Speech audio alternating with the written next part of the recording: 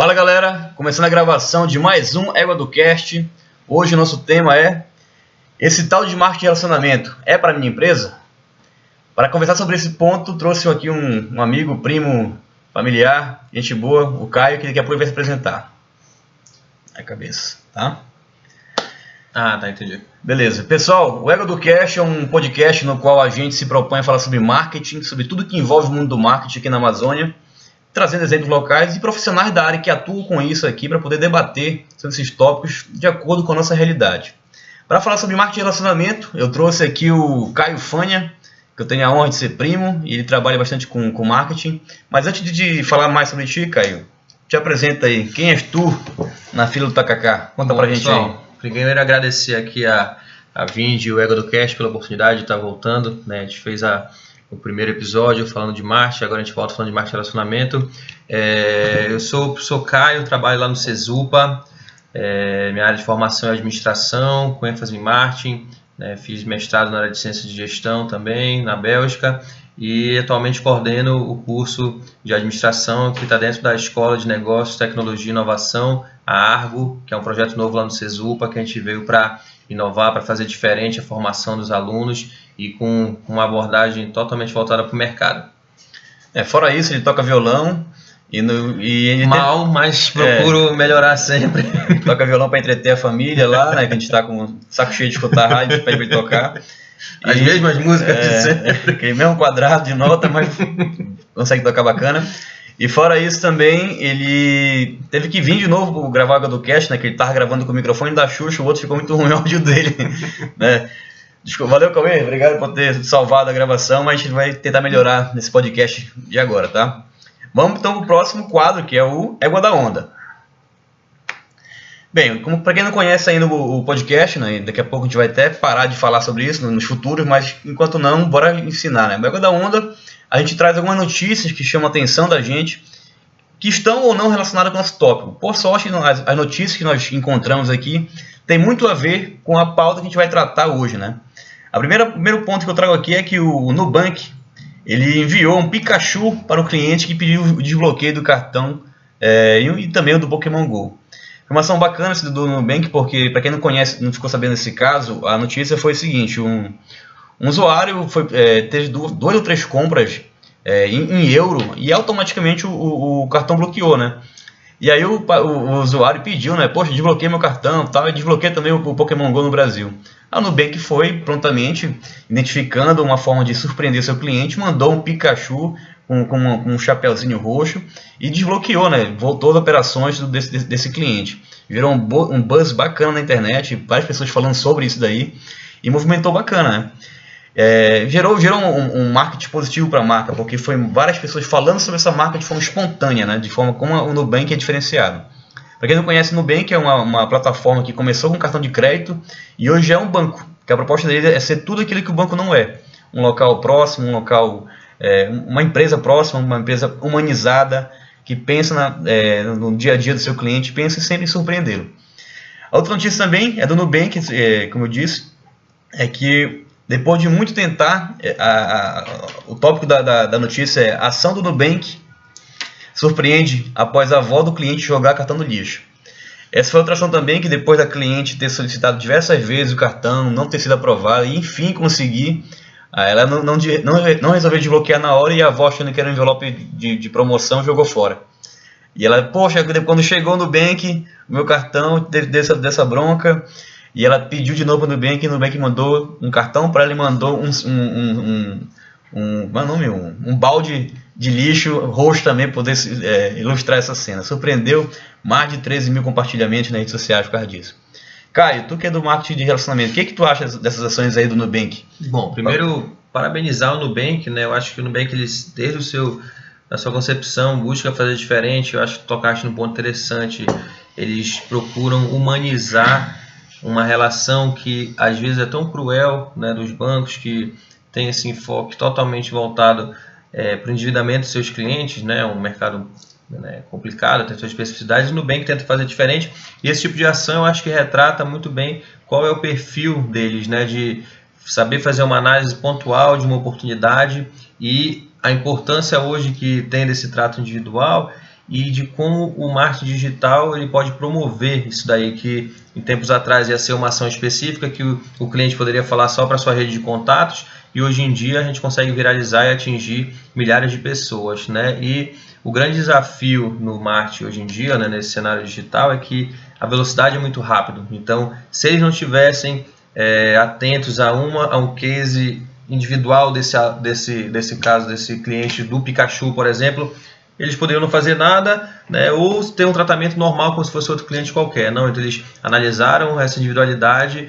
e trouxeram uma solução surpreendente aí que pôde fazer a diferença. Aí o cliente com certeza ficou bastante feliz e gerou uma mídia, né, o marketing boca a boca, viralizou, e eu acho que esse que é o grande enfoque hoje do marketing, né, a gente fazer com que o nosso cliente possa divulgar em prol da nossa marca, porque o nível de credibilidade é muito maior, né, diferente quando eu pago um espaço numa mídia, né, uma televisão, um rádio, jornal, que óbvio que eu vou falar bem da minha empresa. Quando é o meu cliente, que ele é um consumidor, ele paga para aquilo, ele está falando bem da gente, né? Então isso daí é o nosso grande, né, objetivo, eu acho, no marketing atualmente, e cada vez mais a gente vê cases de sucesso como esse do Nubank. Bacana. E meio que esse tópico, né, até vale ressaltar que desperta alguns insights, né? Por exemplo, a gente joga até, eu faço a provocação para quem está nos vendo, para quem está ou nos escutando, o que você tem feito para surpreender o seu cliente? O que você pensa, que solução você poderia ofertar fora da caixa, fora daquele 4 acordes que o Caio toca direto no violão? O que você poderia fazer para surpreender o seu cliente, fora aquela solução básica?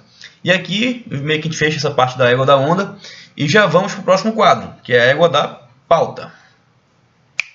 Caio, bem direto, vou fazer algumas perguntas norteadoras aí, a gente vai discutindo para ilustrar nosso bate-papo, tá bom, Caio? Vamos lá, primeira coisa, diz rápido pra gente o que é esse tal de marketing de relacionamento. Bom, um conceito que a gente pode usar aqui na nossa conversa é que o marketing de relacionamento é uma estratégia que enfatiza a retenção de clientes, a satisfação do consumidor e o valor a longo prazo. Só que eu acho que o conceito às vezes fica muito frio, né? E a ideia do marketing de relacionamento é ele extrapolar e ele conseguir a individualização, na verdade, do tato, né? E o grande desafio hoje em dia é como é que a gente pode massificar um tratamento personalizado, né?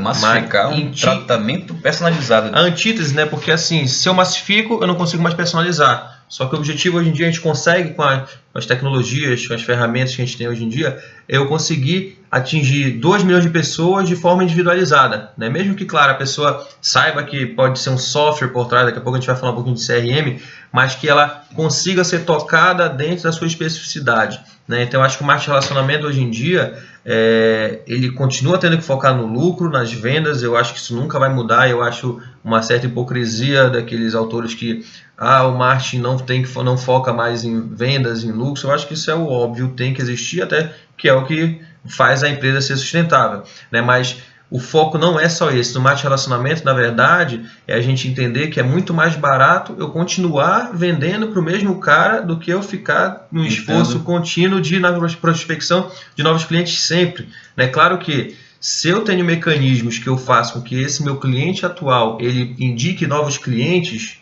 perfeito, missão mais do que cumprida. Eu ainda estou me relacionando a esse cliente atual, ele continua comprando e ele está aumentando minha base de clientes. Isso é muito mais barato do que eu ficar colocando mídias offline, online, enfim, do formato que seja, mais para a prospecção de novos clientes, porque acaba que é caro também, e assim, tem um tempo de eu conhecer esse novo cara, né? O cliente que já é meu, eu já sei do que ele gosta, do que ele não gosta, né? E como é que a gente pode melhorar sempre para atendê-lo. Bacana, então só para complementar o que ele falou, o marketing de relacionamento visa basicamente entender o seu cliente em toda a sua jornada, desde o início, desde a etapa anterior à venda e até a etapa posterior à venda. Então quando você começa a identificar como é que se comporta o seu cliente em cada momento e você pensa em mecanismos de como eu posso melhor tratar esse cliente, o que ofertar para ele de forma mais precisa, você consegue oferecer produtos que são até mais interessantes que aquele que ele está buscando, né? Mas para isso é importante você conhecer o seu cliente. E aí vai todo um novo podcast para falar de persona, falar de público-alvo, falar de ideal customer profile, enfim, diversos tópicos que a gente pode tratar num próximo momento. Mas para essa continuidade do nosso bate-papo aqui, Caio, quais são, em poucas palavras, quais são os principais benefícios que o marketing de relacionamento entrega para as empresas? Assim, de forma bem direta, o que tu achas aí? Eu acho que a previsibilidade de receita foi falado no post passado, né, com o Antônio Corrêa do Vendas 4.0. Só um parênteses, para quem quiser saber mais sobre vendas, marketing de vendas 4.0, muito bom. O Antônio Corrêa estava com a gente aqui na semana passada, é o episódio 3, se não me engano. Exatamente. Tá no YouTube, já tá no próprio podcast aqui do Ego do Cash, tá?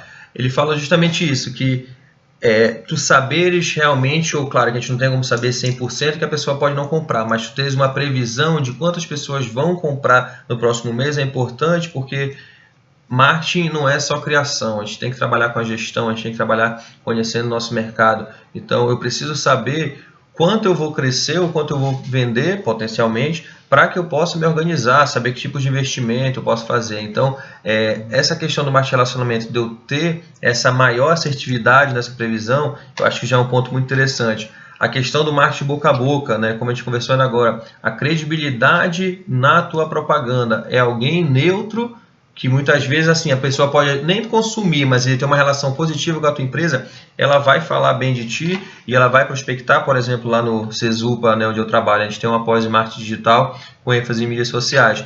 Então a gente consegue muitos alunos aonde a gente lança o vídeo, a pessoa não iria comprar o nosso serviço, mas ela marca alguma pessoa que ela considera que tem aquele perfil para aquela pós. Né? Então é um marketing que eu já joguei na rede e uma pessoa assistiu e indicou uma outra. Né? Então esse caminho do marketing de relacionamento, essa capilaridade, né? Essa viralização que acontece é um fator muito positivo também.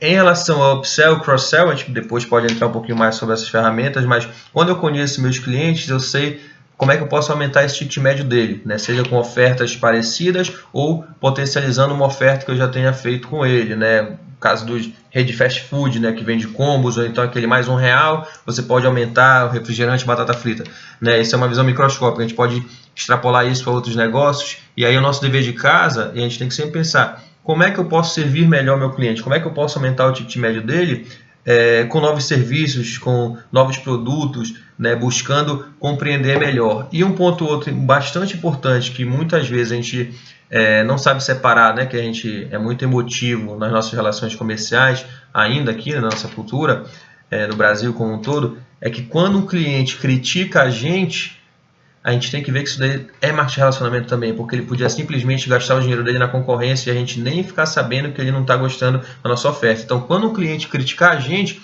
claro, no primeiro momento a gente fica, né, um pouco puto, normal, mas depois desse primeiro momento a gente entender, mas essa crítica dele, será que não é uma consultoria de graça que eu estou recebendo de um ponto a melhorar, né, na nossa relação, né, na minha oferta? Então, esse contato, né, que hoje em dia não é nem bilateral, mas é multilateral, né, do quadro da internet, né, dos avanços que a gente tem tido, então ele faz que o marketing de relacionamento tenha um potencial muito maior dentro da tua organização. Tentando, sei lá, interiorizar tudo isso que tu falaste aqui, Caio, tem alguns pontos que eu gostaria de ressaltar na tua fala. Primeiro, pegando do fim para o início, né, desse negócio da avaliação negativa. Ontem eu estava num evento do Digitalks, que teve aqui em Belém, e tava uma moça lá, acho que é Lena o nome dessa, eu acho que o nome dela é Lena, lá do Reclame Aqui. E ela contou um dado que eu achei bem interessante. 90% das pessoas que visitam o Reclame Aqui não estão lá para poder fazer uma denúncia, para reclamar. Estão lá para poder avaliar as empresas segundo a avaliação dos consumidores dessas empresas. E como essa empresa se relaciona depois de criticada por esse consumidor. Então, fica aí uma adendo. Se você pega uma crítica de um cliente, você está ganhando uma consultoria gratuita de um ponto que você tem a melhorar. Esse ponto que tem a melhorar, se você souber tratar esse problema como uma oportunidade, você pode inclusive surpreender esse cara de uma forma que ele nunca poderia pensar em ser surpreendido. E aí vira uma arma que virou contrária a você, pode ser uma arma que vai te alavancar, te potencializar. Que, poxa, eu fiquei puto com a empresa, mas agora a empresa fez tal coisa que me surpreendeu e o cara começa a falar bem da tua empresa. Então, resolveu meu problema, né? Resolveu um problema e fez tal coisa que me surpreendeu, então tu começa a ganhar mais capilaridade, então começa a bombar.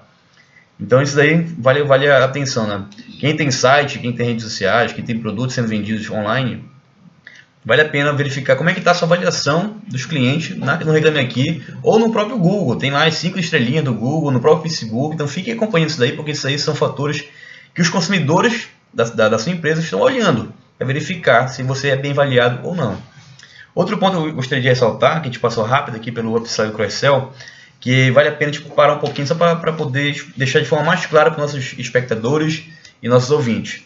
Eu gosto de explicar o upsell e cross-sell usando de forma bem micro, como o Caio falou, e colocando quem tá conversando comigo na perspectiva de cliente. E isso também citando o caso da rede fast food. Vamos lá. Só um exemplo bem rasteiro. Eu chego no fast food, vou com R$5 da carteira e quero comprar uma Coca-Cola. O atendente me responde: senhor, por mais uma Coca-Cola pequena, por mais R$1 você ganha uma Coca-Cola média, por mais R$2 você ganha uma Coca-Cola grande. Como eu estou aumentando o volume daquele mesmo produto e por um preço bem módico por causa disso, eu estou praticando o upsell. Eu estou dando um grande benefício em troca de um pequeno custo. E aí eu consigo sair de R$5 para R$7, tá? E o cross-sell, beleza, como é que funciona o cross-sell? Vou com mesmo R$5 para comprar uma Coca-Cola e a atendente fala: senhor, por mais R$3 você ganha um hambúrguer, por mais 4 ganha um hambúrguer e uma batata frita. Então você saiu do Coca-Cola, você cruzou pro hambúrguer e cruzou para a batata frita. Então aí você começa a aumentar o ticket que o cliente gastaria com você, ofertando outros produtos complementares, tá? E você pode fazer também o upsell e cross-sell. Então fazer tudo isso que eu falei, mas aumentando o tamanho da oferta e ofertando outros produtos também maiores. Entendeu? Então com isso você consegue fazer com que o cliente gaste mais com a sua empresa, tá? Só para deixar bem claro o que é esse episódio. Só um comentário rápido que tu falaste do Reclame Aqui, eu achei muito interessante, né? Que o Reclame Aqui, ele está dentro daquela categoria do Customer Reviews, né? Que hoje em dia a gente compra baseado na opinião de terceiros, né? Então, primeiro, para os nossos vendedores de plantão 1.0, usando a analogia, né, que foi usada pelo Antônio, cuidado, porque os tempos estão acabando, né? E as pessoas estão cada vez mais críticas, com mais informações, né? Tem um caso muito interessante do Walter Longo, que ele queria comprar uma impressora, ele foi lá em São Paulo numa rede específica, numa loja só de impressoras, e aí o vendedor começou a falar da parte técnica das impressoras, que ela era isso, que ela era aquilo, que era a novidade daquela marca. Ele ficou puto, ligou para um amigo dele que era de tecnologia e falou: cara, me indica uma impressora aí, assim, assado, e aí ele comprou. O que era? Hoje em dia, o vendedor, na verdade, ele tem que ser um consultor de vendas, né? Eu tenho que entender a necessidade, as demandas do meu cliente, para eu trazer a solução para ele. Então, ele com algumas perguntas como se a impressora para usar em casa ou no trabalho, se imprime colorido ou não, qual é o nível de impressão, volume de impressão. Com 3, 4 perguntas, tu consegue trazer uma oferta totalmente personalizada, em vez de tu encher o teu cliente de informação desnecessária, porque qual é o interesse de uma pessoa leiga, que não é da área, de saber se a técnica, se o parafuso ele veio de onde. Não interessa, a impressora a gente quer saber a usabilidade, a gente está comprando a solução, né? Então, parar de focar no produto e buscar assim, o que realmente o cliente quer, o benefício que ele quer comprando com a minha empresa. E o Reclame Aqui, como diria o filósofo grego, né? Merdas acontecem, né? Então, assim, não é que a tua empresa vai ser perfeita, mas hoje em dia, né, e o Reclame Aqui ele é um termômetro disso. Quando acontece a caca, como é que essa empresa reage? Qual é o tempo dela solucionar os problemas? Isso daí é levado muito em consideração pelos clientes. Claro que não é a perfeição, né? Então nenhuma empresa não vai ter nenhum erro lá, não vai ter nenhuma reclamação, mas como é que ela solucionou esse problema, acho que é um grande diferencial hoje em dia no mercado. Tu falaste caca, bicho. Tu é pai, né? Pai novo. Pai, a gente está mudando o linguajar, né? É que a minha filha vai escutar daqui uns anos daqui, eu não quero que ela venha falando merda. Papai fala palavrão, não, eu tenho que ser exemplo. Terminando essa caca, vamos então para a próxima pergunta. Caio, diz pra gente aí o que é CRM para que ele serve. Quem tu entende que o CRM? O CRM seria o Customer Relationship Management, né? Que é o gerenciamento do teu relacionamento com o cliente. Agora, ele é dentro da tecnologia, um banco de dados, um sistema de informações, mas eu acho que essa é uma explicação rasa, né? O CRM, na verdade, ele tem que ser encarado como uma filosofia empresarial, né? Ele não tem que estar dentro de um departamento, ele não tem que estar dentro de uma área específica, mas sim com uma filosofia da organização, porque tratar bem o cliente, me relacionar com ele, estar disposto a buscar novas informações, solucionar problemas dele, é uma coisa que tem que ser todo mundo da empresa, né? Do CEO até o mais simples dos funcionários, né? Porque muitas vezes a gente gasta uma grana comprando CRM robusto, né? E aí faz a apresentação, tem o treinamento, chega a licença, tudo. e aí eu não treino o meu caixa, que ele veio de ônibus, 2 horas de trânsito, tá puto, e aí ele vai tratar mal o meu cliente, né? Então não adianta eu saber qual é a cor que ele gosta, o time que ele torce, como ele compra, os produtos que ele compra, se, na verdade, eu não treinei a filosofia do meu cliente. E outra, o grande risco do CRM é ele, em vez de virar um banco de dados, ele virar só um bando de dados, né? Que o que mais tem aqui em Belém... Anote, bando de dados, o bando de dados que não serve para nada, né? Ou seja, aqui em Belém a gente tem um caso, né, da nossa rede de farmácia que toda compra a gente dá o nosso CPF. Então não existe coisa mais personalizada do que tu atrelar o teu CPF à tua compra. Ou seja, é o Paul, é o Caio que está lá comprando determinado produto.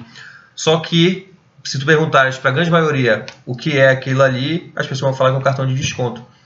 E desconto não é relacionamento, desconto não retém ninguém, porque se o meu único diferencial é o preço, num dado momento eu não vou ter esse preço mais baixo. E aí a pessoa vai atravessar a rua, e em algumas esquinas aqui em Belém é literalmente isso, eu atravesso a rua do lado, eu tô no concorrente ou do lado, e eu não vou mais comprar contigo. Então assim, focar no preço é um tiro no pé, porque é uma visão para gerar caixa de curto prazo. Não é uma estratégia. Verdade. É uma ação puramente desesperadora. E a gente tem um caso muito triste aqui na nossa empresa, na nossa cidade, de uma rede de farmácia que chegou, né, a quase a óbito, se não já chegou a óbito, por causa desse outro tipo de abordagem. Aquela empresa amarela lá. Aquela lá, né?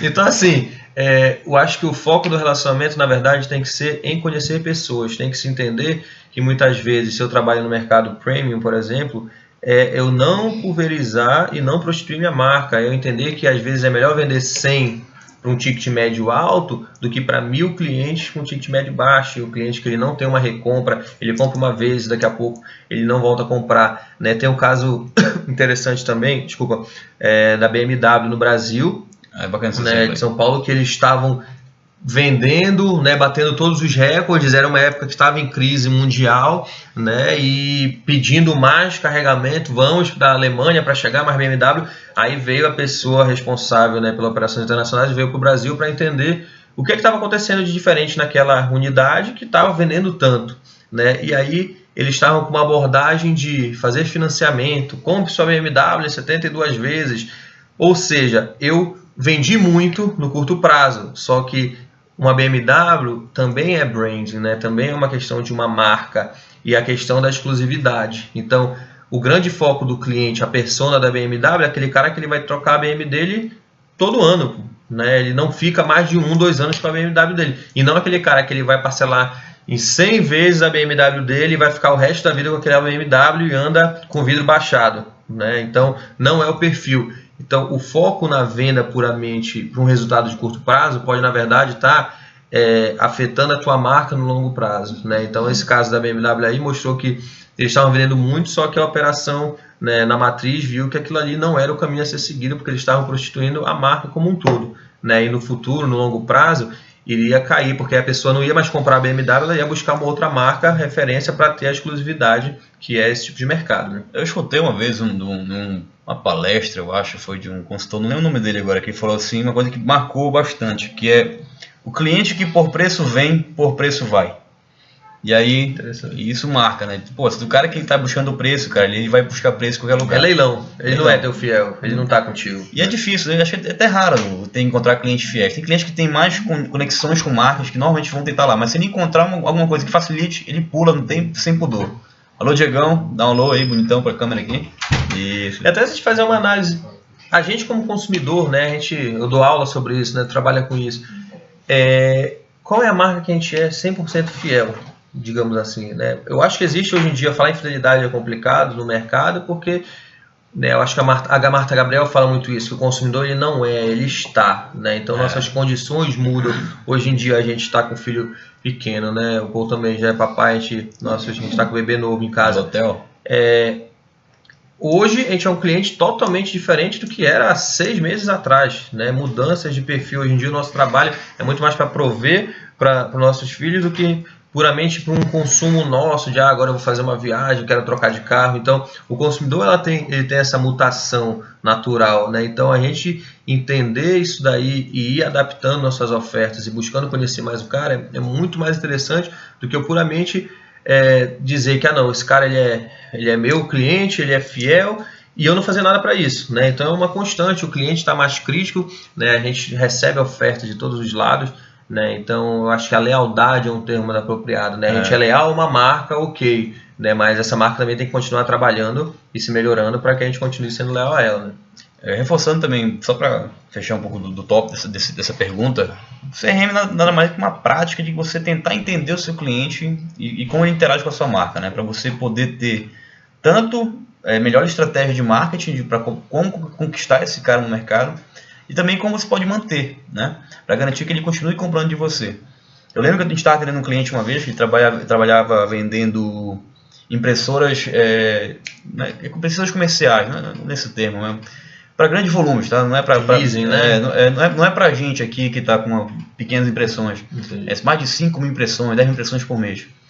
E a gente identificou que, usando o CRM, né, a filosofia e também o sistema, a gente identificou que existia um tipo de cliente que tinha um comportamento melhor, que comprava mais, que estava quase para cair.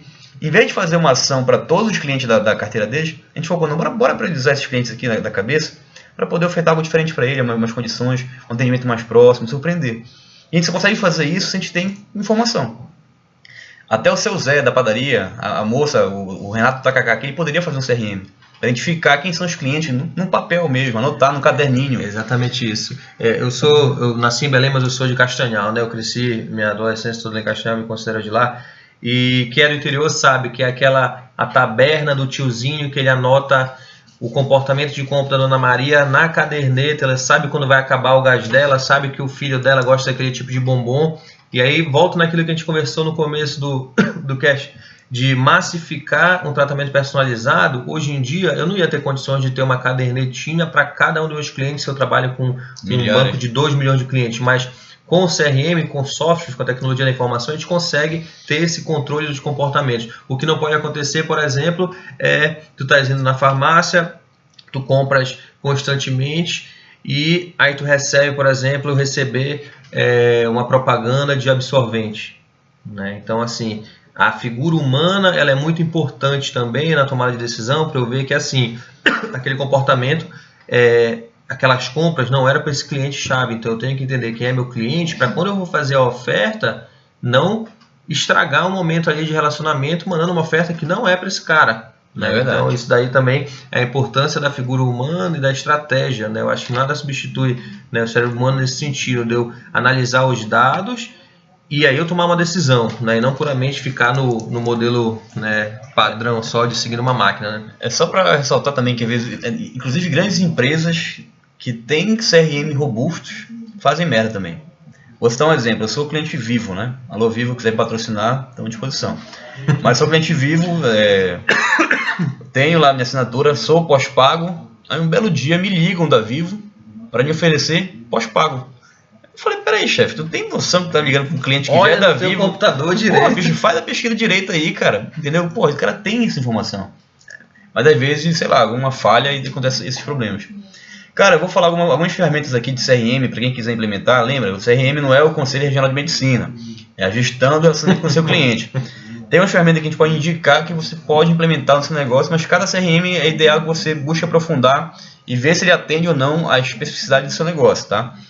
Existem 3 que são os principais aqui no Brasil, tá? O Agendo, o Sugar CRM e o Salesforce. O Salesforce eu acho que é mundial, é mais forte, mundialmente conhecido. Mas eu vou falar do Agendo, que é uma ferramenta que nós utilizamos aqui na Vind, né? Aqui na própria base. Como a gente utiliza o CRM? Basicamente, saber em que momento de compra esse cliente está durante a negociação. Saber se ele é apenas um prospecto, quer saber mais informações, se esse prospecto quer saber mais detalhes sobre uma proposta comercial direcionada para ele, se ele já está com a proposta, se ele está negociando, se ele está buscando desconto. Enfim, a gente vai montando um funil de vendas, que vai até falar no final depois sobre isso daí. Para então a gente acompanhar. E como são alguns clientes que vêm aqui na casa, para não saber o que cada um tratou, quanto de desconto foi ofertado, qual foi o valor negociado, a gente lança no CRM e consegue controlar essa informação bacana. Para saber para não falar besteira na frente do cliente que a gente confundiu. Meio que até para sincronizar, tem um ponto que a gente anotou, é sincronizar vendas com marketing, com atendimento e o suporte também aos nossos clientes. Né? Um ponto que a gente lança também no Agenda é, tal cliente está com dúvida sobre a renovação, como fazer? Lançou tal pergunta. Então, a gente finaliza aquela conversa naquele momento com ele e fala assim, olha, beleza, vou tentar encontrar uma resposta e amanhã eu te ligo. Eu lanço lá a informação de amanhã retomar. Aí já chega a mensagem para mim no celular, já aparece um post no celular também, no e-mail, para poder entrar em contato com esse cara e não esquecer dessa demanda dele, né? Porque às vezes é muita demanda e a gente acaba deixando de lado e esquecendo. Então o CRM para a gente funciona desse modelo também. Saber quanto de volume de negócio está em cada carteira também, para a gente poder ver, quanto cada vendedor fechou. Então é uma forma de começar a integrar. Gestão, né? Gestão, saber como está funcionando todo o processo de vendas. Caio, quando aplicar o marketing de relacionamento junto com o bom CRM? Quais são os momentos que você identifica aí Aqui eu acho importante a gente falar do conceito de funil de vendas, né? Porque assim, cada etapa a gente precisa entender que eu preciso de uma diferente abordagem, né? E eu acho que o CRM ele vem ajudar a gente para organizar, digamos assim, essas etapas, né? Por exemplo, pensando no momento onde no funil de vendas a gente tem uma primeira ação para atração, né? Segunda escala, bora pensar no funil mais curto, né? De conversão e a venda propriamente, e depois a gente coloca a retenção ali já depois desse momento da venda. Quando eu vou atrair, né, eu preciso ter algumas ações que são um pouco maiores para eu atrair o maior número possível de pessoas dentro de um perfil pré-estabelecido, óbvio, e trabalhar na parte de conversão, né? Então, assim, para eu organizar isso daí, eu acho que o CRM ele ajuda muito no sentido de, em cada uma dessas etapas, eu saber exatamente, né, eu atrelo o funil de vendas com a regra de relacionamento. Eu acho que são conceitos legais para o pessoal que está ouvindo a gente, para irem buscar depois. Tem vários e-books aí na internet sobre funil de vendas e regra de relacionamento. São dois conceitos bastante importantes, duas ferramentas muito importantes, que quando eu vou atrair, eu tenho que entender que se eu conversar, se eu falar com 1000 pessoas, não são 1000 pessoas que vão vender, né? Então a gente às vezes vão comprar, na verdade, né? Vão comprar, né? Coloca umas metas ilusórias, né, na nossa ação, achando que não, eu tenho que ter uma conversão de 50%, 70%, tu vai te frustrar. Não é assim que funciona, né? Então, vocês conversaram um pouquinho, né, no post passado lá com o Antônio sobre se eu falo com 10 pessoas e aí eu recebo 9 nãos mais um, eu consigo vender. Porra, 10%. É a taxa de conversão. É a tua taxa de conversão, excelente. Agora, eu acho que entre esse primeiro momento ao segundo é importante uma qualificação desses contatos, né? Eu entender que eu atraí pessoas, mas que nem todas essas pessoas estão dentro do meu portfólio de clientes, né? São potenciais clientes. Então, eu trabalhar nessa qualificação desses leads, né? Para eu poder, através disso, quando eu for atirar para vender, eu já ser mais assertivo, né? E eu não ficar enchendo a paciência daquele cara que ele não quer comprar o produto, e aí eu estou gerando um marketing negativo, ele vai ficar com uma péssima impressão, né? Vocês citaram o caso da telefonia no podcast passado, que eu acho que todo mundo já teve uma ligação meio-dia 46, depois de tu estar terminando de almoçar, às vezes almoçando, do cara tentando te vender um plano que ele nem sabe qual é a tua realidade, né? Então, a gente tem que parar com essas abordagens mais pasteurizadas e trabalhar no personalizado. Quem é meu cara? Quem é o cliente, né? Eu acho que depois no post que a gente for falar de persona, for falar de VPD, Value Proposition Design, é importante entender isso. Quem é o cara? Quem é essa pessoa? E o que é que ele enxerga de valor, né? E quando eu for interagir com ele, eu já ir no ponto certo, porque aí eu não gasto tanta munição com pessoas que não querem conversar comigo, né? E aí dentro disso tudo que a gente conversou, o CRM ele vem com uma ferramenta essencial para eu organizar, porque a gente não tem perna, a gente vive numa sociedade que a gente é repleto de informações e estímulos de todos os lados, então a gente vai acabar esquecendo, vai acabar falando com a pessoa errada. Então o CRM ele vem para organizar a nossa vida e eu ter um maior padrão de gestão, né, desses meus contatos, dos meus pontos de relacionamento. Bacana, Caio. Tem duas técnicas aí, que eu gosto de trabalhar com nossos clientes aqui na base, para poder pensar em ações de encantamento dos nossos clientes, da nossa base, né? E para isso é fundamental ter dado. É por isso que tem que ter um CRM implantado para você identificar, por exemplo, aqui a gente cita duas ferramentas que a gente utiliza normalmente. Ou utiliza o Pareto. Para quem não sabe, o princípio de Pareto diz que 20% das causas geram 80% das consequências. Por nosso exemplo, 20% das vendas, 20% dos principais clientes geram 80% das vendas. Ou então, a gente pode usar a curva ABC de cliente. Ou seja, quem são aqueles clientes mais importantes para casa. E você vai determinar que 20% também consomem mais, 10% consomem menos e 70% consomem quase nada, mas consomem da tua marca. Para poder pensar em ação de relacionamento, para quem tem pouco caixa, para poder começar a fazer algo que promova algo diferente, que seja algo que possa gerar um gasto na tua relação com esse cliente, a gente busca pegar ou os 20% do Pareto, aqueles clientes mais importantes, ou o cliente da curva que pertence à curva A. E a partir daí pensar em soluções que eu possa surpreender. Eu gasto menos dinheiro para poder, em vez de atender a todos, tendo só esse nicho, e tento surpreender, porque a partir daí vem marketing positivo. Pessoas falando boca a boca, comentando com amigos, poxa, tal coisa foi bacana. Cara, tinha até um exemplo que eu não lembro se... não encontro mais o link, que era da TAM. Aqueles clientes mais fiéis, que tinha um monte de... O cara ganhava uma viagem, não sei quantas milhas que ele puder utilizar à vontade, durante não sei quanto período, porque é um cara que estava lá consumindo de forma constante. A TAM não vai ofertar esse serviço para todos os passageiros. Eu vou falar um exemplo exatamente igual a esse que foi do Pão de Açúcar, é um case do banco de queijo da SPM, né, Escola Superior de Propaganda e Marketing, que eles startaram o programa de fidelização deles, relacionamento, né, o Grupo Pão de Açúcar, e eles conseguiram um banco de 2 milhões de clientes, que eles sabiam que eles eram, comportamento de compra, tudo legal. Chegou na época do Natal, eles queriam dar um brinde. Aí eles pensaram, a gente vai ter que fazer 2 milhões de brindes. Aí eles começaram a pensar, calma aí, vamos tratar esses nossos clientes. Quem são os clientes com maior consumo, com maior retorno, né, que compram com a gente de uma forma assídua? Aí eles quebraram desses 2 milhões, eles chegaram, salvo engano, em 50 mil pessoas, assim, que eram aqueles clientes premium motherfucker, que eram sempre ativos dentro do ponto de venda deles. E aí, em vez de eles mandarem uma caneta com caneco e um squeeze, que todo mundo faz isso, verdade, eles mandaram um kit com um canivete suíço, né, uma caneta, né, um vinho. Então, assim, conseguiram falar com as pessoas realmente importantes, porque eu acho assim, a gente tem que tratar bem todos os clientes. Só que a cereja do bolo, às vezes é só para alguns que vão ter acesso à cereja do bolo, e isso não está errado, né? Eu acho que a gente tem que romper essas barreiras de que a empresa sanguinária, tudo não. A gente tem que focar realmente nas pessoas que têm um potencial maior de retorno para a organização. Eu não vou tratar ninguém mal, eu não vou vender porcaria para ninguém. Minha venda é excelente, qualidade é pré-requisito hoje em dia, não é mais diferencial. Mas, além do meu produto regular da qualidade, esse algo a mais eu tenho que fornecer para aqueles clientes que têm um maior potencial. E eu faço isso, essas duas ferramentas que tu falaste perfeito da curva ABC e do Pareto, de eu tenho que estudar meus clientes, eu tenho que entender que meus clientes não são todos iguais, eu tenho que entender cada um os comportamentos e saber como é que eu vou abordar cada um para a gente ter um maior retorno para a organização.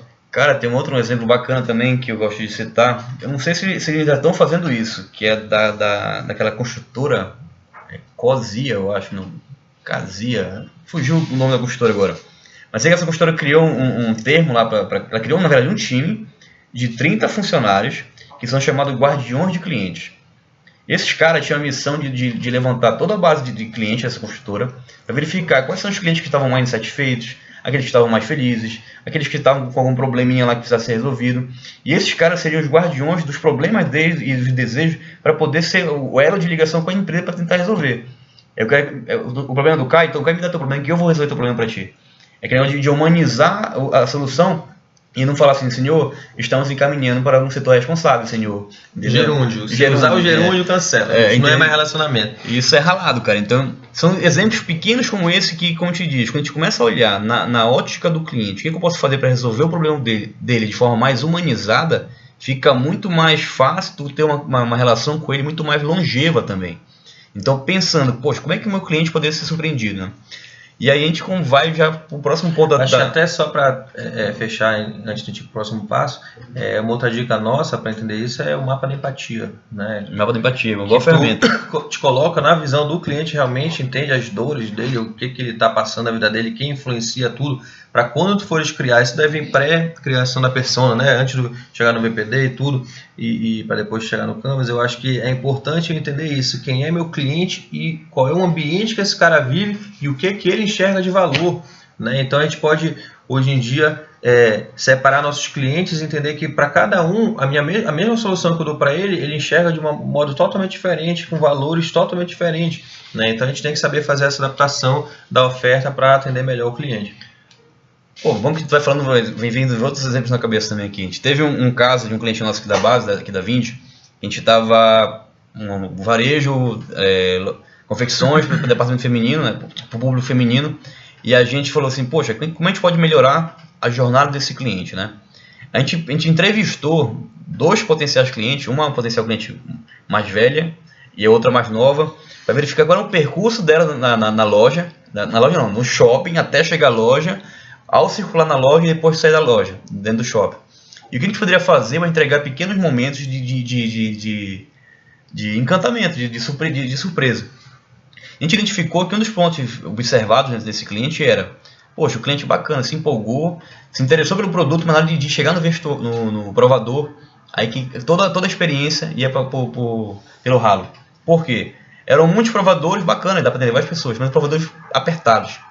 Além de ser apertado, com pouca iluminação. Além de ter pouca iluminação, ainda era quente. Porra, bicho. Mulher ia botar um vestidão lá, o vestido custava R$700.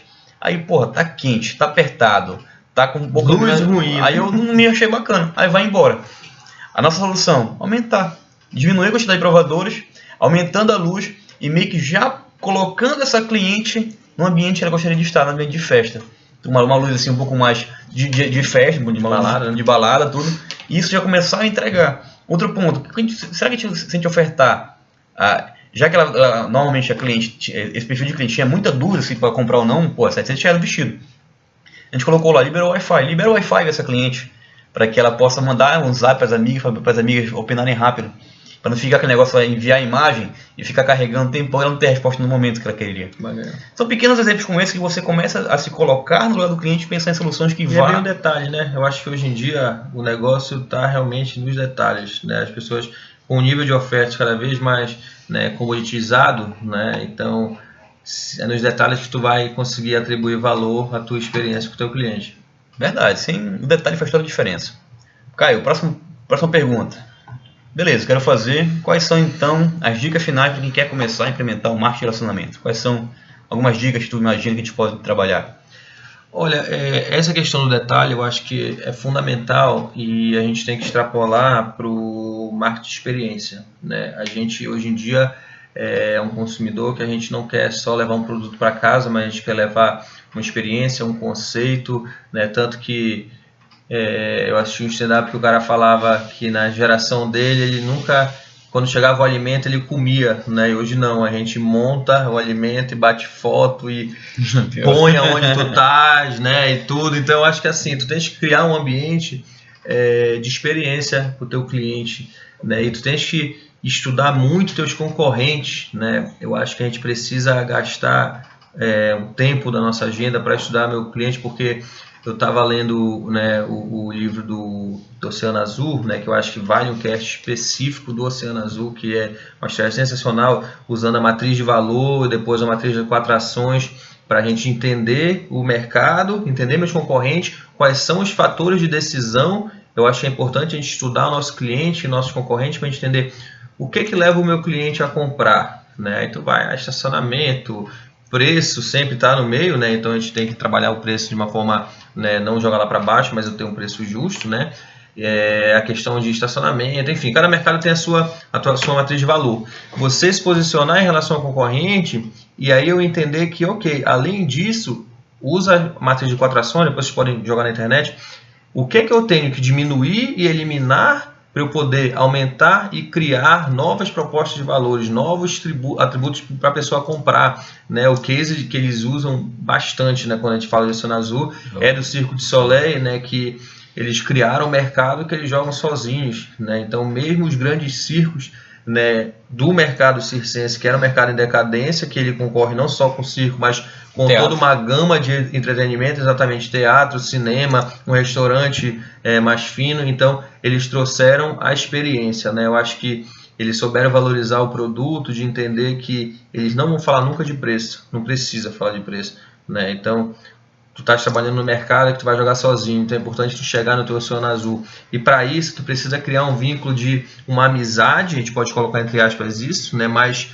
muitas vezes extrapola e vira assim uma amizade, né? Eu acho que um case de sucesso que a gente vê é a forma que a Netflix, né, que ela se intitula a Dona Netflix, né, que é um perfil que ela diz que ela é um perfil feminino, a forma que ela interage com os seus clientes, né? Então eles vão, conversam, dão dicas num tom muito de amizade, realmente, como se estivesse falando com o teu brother, com a tua amiga mesmo, né? Então, tu criares isso, tu cria um vínculo que mesmo quando tu pisares na bola, o teu cliente vai ser a primeira pessoa a dizer que tu estás errando e te propor soluções para melhorar, né? Então tu cria esse vínculo com eles, né? E aí entra num ponto de humanização da relação, né? Claro que eu quero vender, óbvio, a gente vive para isso, e a gente sempre tem que deixar claro isso, mas a forma, né, o how, como é que eu vou fazer essa venda é muito importante, né? Então eu tenho que humanizar, eu tenho que saber interagir, eu tenho que entender o meu cliente, eu tenho que saber que se eu estender um prazo de pagamento porque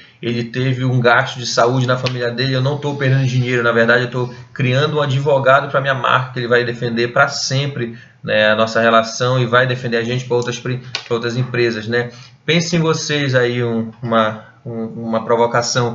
Qual é a empresa que vocês brigariam na internet? Né? Qual é a empresa que vocês veem alguém falando mal, vocês vão defender, vão discutir em favor deles? Né? Eu acho que isso daí caracteriza uma empresa que vocês se relacionam. Né? E se não tem nenhuma, mostra que a gente está fazendo errado. A gente tem que rever nossos conceitos e tratar os clientes melhor para a gente poder aumentar assim, essa relação. Complementando o que o Caio está falando, para implementar as boas práticas de relacionamento com o cliente, para implementar de fato um marketing de relacionamento de forma bem concisa, de forma bem consistente e perene, principalmente perene, porque não adianta fazer só uma vez e parar, é o contínuo. É importante a sua empresa mapear todo o processo de atendimento do cliente, como o Caio disse, a experiência do cliente. Desde o momento que o cara toma conhecimento da tua marca até o momento que ele já virou consumidor, já está lá contigo durante muito tempo. Porque durante toda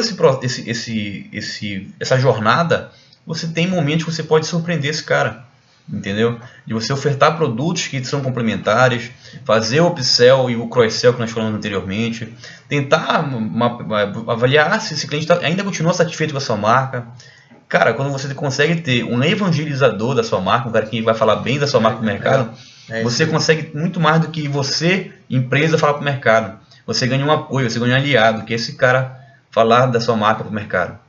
E como dica também valiosíssima de como implementar isso na empresa de forma macro, contratar pessoas que estejam preocupadas com o cliente, que valorizem muito mais o cliente da sua empresa, porque é ele que paga o salário dele, inclusive, não é a empresa que paga o salário do cara, é o cliente. Se você se preocupar com esse cliente, da mesma forma como você se preocupa em fazer as coisas que são do dia a dia, você ficar atento, aí como você pode surpreender esse cara, superar as expectativas dele, você conseguirá fazer com que, além do seu cliente interno ficar muito feliz de ser elogiado, de ser congratulado por esse cliente, você vai ganhar um vendedor externo, que é esse próprio cliente feliz. Então, quando você for contratar pessoas, busque pessoas que sejam não apenas técnicas, mas que sejam pessoas empáticas, pessoas sensíveis, para poder garantir que aquele cliente se sinta acolhido na sua empresa. Tá? Tem uma frase que eu gosto de usar que é: ame seus clientes no mínimo pelo simples fato de serem eles que pagam suas contas. Pronto. Então, independente de tudo que a gente falou aqui no cast, você acha, porra, besteira isso daí, eu quero só vender, legal. Tu quer ter o teu jatinho, tu quer ter o helicóptero, legal. Trata bem teu cliente, que eu acho que a partir dele é que tu vai poder atingir todas essas realizações. Outra dica também que eu gosto de citar aqui é lidar com o problema de forma rápida e pessoal para poder humanizar esse atendimento. É pegar esse problema como se fosse realmente seu. Não, mas é um problema do cliente, é outro setor. Não, cara, é teu também, porque esse cliente ele não deixa o dinheiro só para ti. Ele deixa dinheiro para a empresa que distribui pelos cargos. Então é importante você comprar essa briga desse cliente e pensar em resolver. Tá? Tem mais um ponto aqui que eu gosto de citar, é entender da filosofia do CRM, não apenas como tecnologia, mas sim como uma prática, de gerenciar o relacionamento do teu cliente em todo momento da sua jornada. E creio que seriam essas as principais dicas de quem quer implementar, né? Aí daqui surge um monte de outras técnicas, como a gente pode falar do inbound marketing, de criar conteúdo de atração, de conversão, de relacionamento e de vendas, o próprio funil de vendas, que o Caio vai até comentar um pouquinho agora. Caio, fala pra gente de forma resumida o que seria então esse funil de vendas para as pessoas. Aquilo que a gente falou, é tu entenderes quais são as etapas do teu cliente, né? Aonde tu vais poder correlacionar com ações de cada etapa, o momento de atração da atenção dele, né? Eu vejo muito isso no marketing digital, né? Eu tive 700 visualizações, aí eu tive 50 curtidas, 40 comentários, enfim, trazer isso para uma abordagem de quantas pessoas eu estou conversando, quantas pessoas demonstraram interesse, clicaram no link, baixaram o e-book, preencher o formulário, né, eu capitalizei essas informações e depois eu, dentro da realidade de cada um desses clientes, eu saber filtrar e chegar na fase da venda e depois, né, da fidelização, da retenção.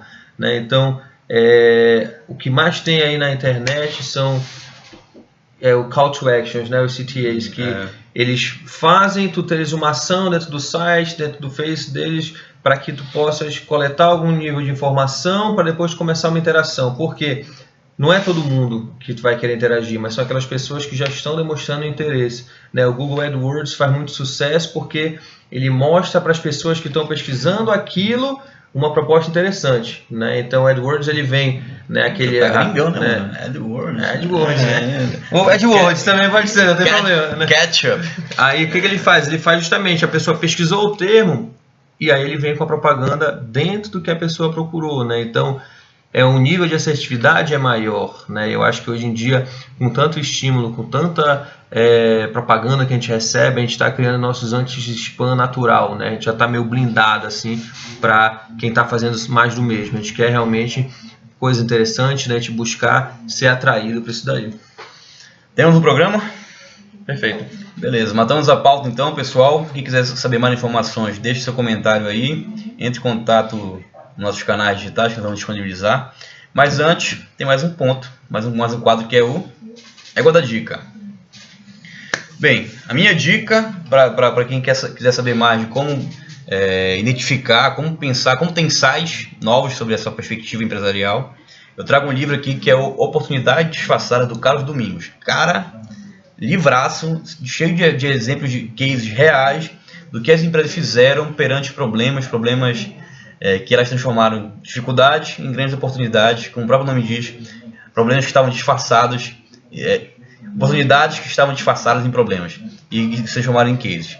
Recomendo a leitura, tem a Saraiva, o livro é bom, tem inclusive em PDF na internet aí, entendeu? Se quiser baixar também já vale. E aí, Caio, essa é a minha dica. Poxa, legal, pô, achei um livro muito interessante mesmo, esse que tu falaste do Carlos Domingos, e ele tem a escrita dele é muito, né, te prende, né, de uma forma bem leve, tudo, ele vai citando os cases de empresa. Eu acho que para a gente ter um portfólio de erros e acertos é importante para a gente depois trazer para a nossa empresa. A minha dica de leitura, ela vem para o Marketing 4.0 do Philip Kotler, né, e outras duas pessoas que escreveram com ele, que talvez a gente nunca fosse comprar o livro se fosse só o nome dele. A gente chama a atenção porque é o Kotler, né, óbvio, né, quem é do marketing. Até porque a gente não sabe falar o nome dos caras também, né, porque é o nome indiano. O Kotler está dando uma viajada boa aí, né, então... mas é um livro sensacional porque ele mostra a evolução do Marketing 1.0, 2.0, 2.0 até chegar no 4.0 e como o digital veio para revolucionar todas as relações, né? Então é um livro para quem quer entender, para iniciantes e até pessoas já, né, avançadas no marketing, quer entender o contexto que a gente vive hoje em dia, né? Que ele traz o atual, né? Ele traz o hoje, mas ele já mostra assim até tendências, né, coisas futuras. Eu gosto do Kotler que ele nunca se põe como o ponto final, né? Ele sempre está dando reticências. Olha, isso daqui é assim, mas o fluxo continua, né? Eu acho que ele vai vender livro para a gente o resto da vida, até por isso, né? Porque ele sempre consegue, né, ainda estar atual, né? Então, quantos anos, cara, Kotler? Rapaz, ele já deve ter seus 70, 80 anos, porque ele já é senhorzinho. Se levantar o braço, leva, mas é o cara que ele tá aí na produção, né? E é um cara que ele tem uma visão muito interessante do marketing. Rapaz, ele tá com mais saúde que tu, eu acho. Fisicamente, com certeza, né? Tá com uma barriga melhor que a minha. Bem, pessoal, agradecer a gravação de mais um podcast, o nosso Égua do Cast, agradecer a presença do Caio. Caio, palavras finais, antes do nosso último quadro, pra gente poder fechar. Isso é um prazer imenso a gente ter esse momento aqui na nossa agenda de refletir, de aprender. Eu acho que a gente sempre tem que ser eternos aprendizes, né? Eu trabalho como professor, né, na docência. Eu acho que o professor que entra em sala achando que ele sabe de tudo, ele está fadado ao fracasso, né, e esses momentos fazem a gente refletir, né, entender novas práticas, ferramentas que o povo fala aí, eu anoto, depois eu vou estudar um pouquinho mais para mostrar para os alunos, né, e a gente cada vez mais trazer educação, né, para uma forma mercadológica. Eu acho que a gente tem que aproximar esses dois mundos que não tem por que ser distante, como é no cenário brasileiro. A gente tem que aproximar a academia do mercado, que tem muita coisa interessante para a gente fazer junto e crescer junto. Obrigado pela oportunidade, pô. Para fechar, para fazer um pouco de merchan, fala um pouquinho da Argo aí, Caio. O que é a Argo? Pessoal, pô, obrigado pela oportunidade. A Argo é a Escola de Negócios, Tecnologia e Inovação do Cesupa, né, um projeto porque Argo, né? Argo vem dos mitos dos argonautas, que vem da Grécia, que a Argo era a embarcação, a nau que os argonautas eles foram atrás de desvendar diversos desafios, né? E o grande objetivo da Argo, né,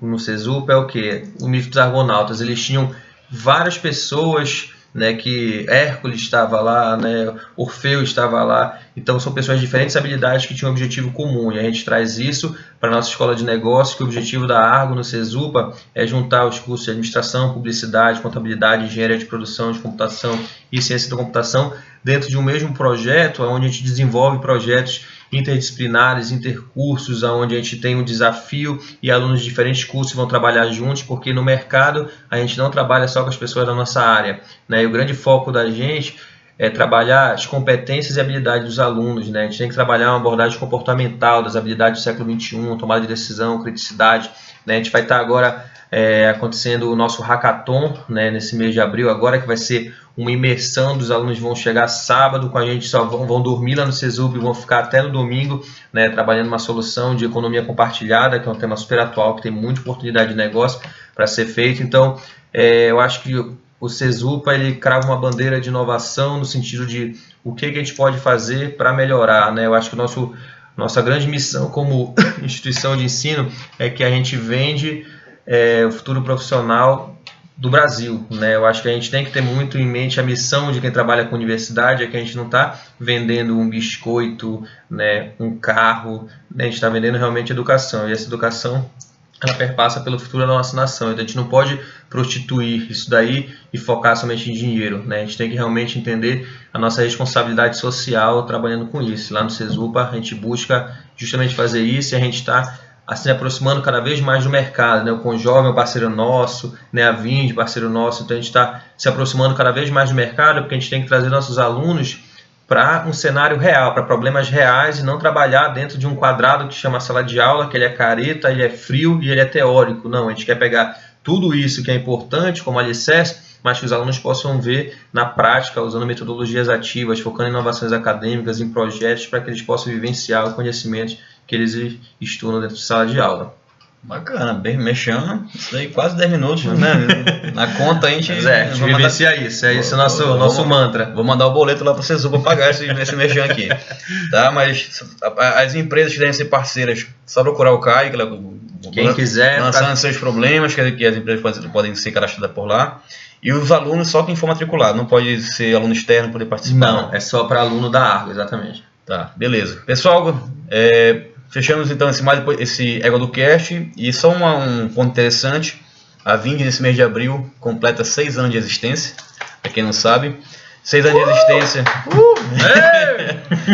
é tempo pra caramba para quem está no mercado, um mercado bastante competitivo, bastante difícil de trabalhar, em virtude de uma série de problemas que quem empreende sabe. Eu acho que quem está nos vendo e está empreendendo sabe muito bem do que eu estou falando, desde da complicação tributária que da corrupção que te tira de projetos que você está entrando, porque o fulano de tal é conhecido do outro, então deixou uma grana para fechar e você saiu. Mas estamos perseverando, depois de toda a tempestade, né, vem a bonança. Estamos finalizando uma tempestade aí, eu acho que em breve estaremos com novos negócios, novos projetos. Aguardem que vai ter o projeto VUP. E para fechar esse podcast, nada mais justo que chamar o próximo quadro, que é o Égua do Som. Né, Caio e Cauê, né? Vamos lá, Caio, começa a música aqui? Banda Wariload. Olha aí. Valeu, pessoal. Valeu, pessoal. Obrigadão. Ao pessoal que está ao vivo aqui no Instagram, agradecemos Eita, foi muita empolgação. Só quem sabe, garantiu. Essa é só quem sabe. Quem estiver vendo aí, que tiver dúvida, só mandar pergunta pra gente, que a gente vai respondendo no decorrer do bate-papo, no próximo comentário, tá bom? Agradecemos e aguardem até o próximo Égua do Cast. Recomendem um amigo, indique com um conhecido. Vamos nessa. Falou. Um abraço. Cadê?